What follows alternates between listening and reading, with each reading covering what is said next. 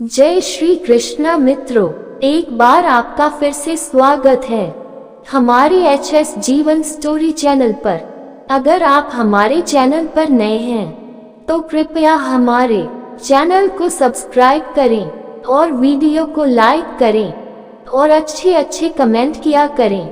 प्रिय दर्शकों, आज हम फिर से एक नई वीडियो, नई जानकारी को लेकर हाजिर हुए हैं आप लोगों के समक्ष।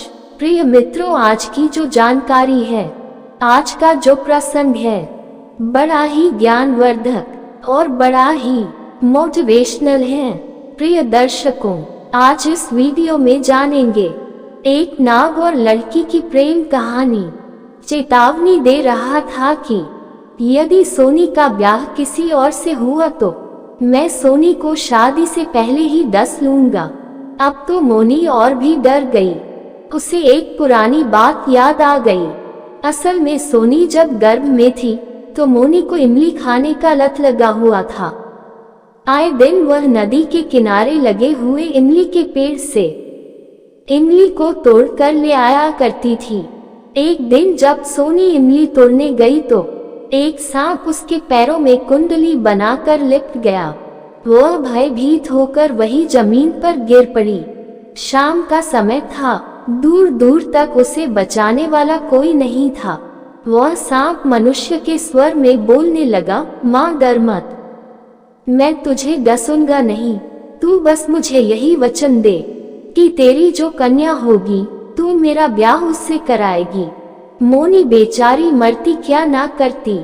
वह अपनी जान बचाने के लिए उस सांप की शर्त को मान लिया और उससे अपनी होने वाली बेटी का ब्याह करने का वचन दे दिया।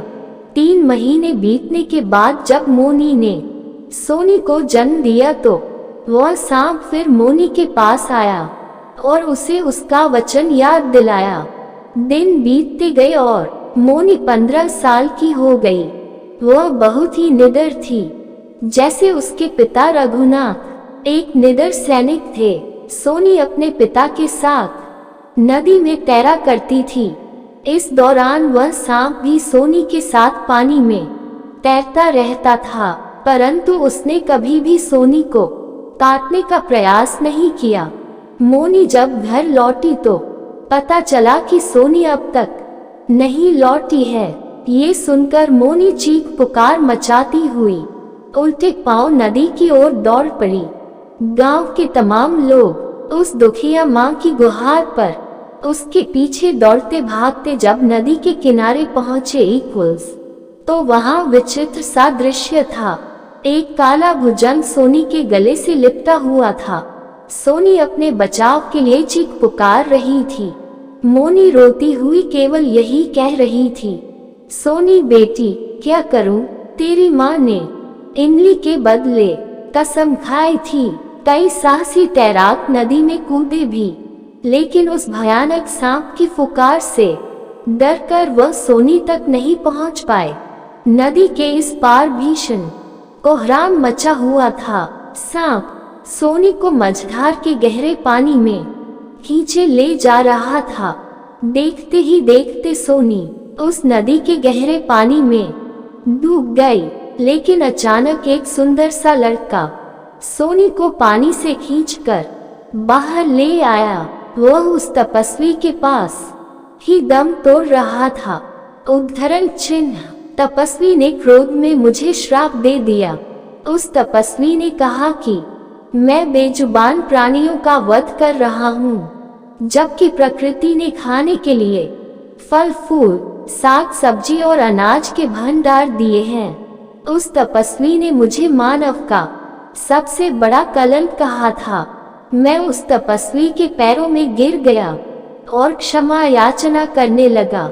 तब उन्होंने श्राप से मुक्त होने के लिए मुझे उपाय बताया कि मेरी पूर्व पत्नी जब एक युवती के रूप में मेरे पास आएगी और मैं उसे जैसे ही स्पर्श करूंगा मैं श्राप मुक्त हो जाऊंगा।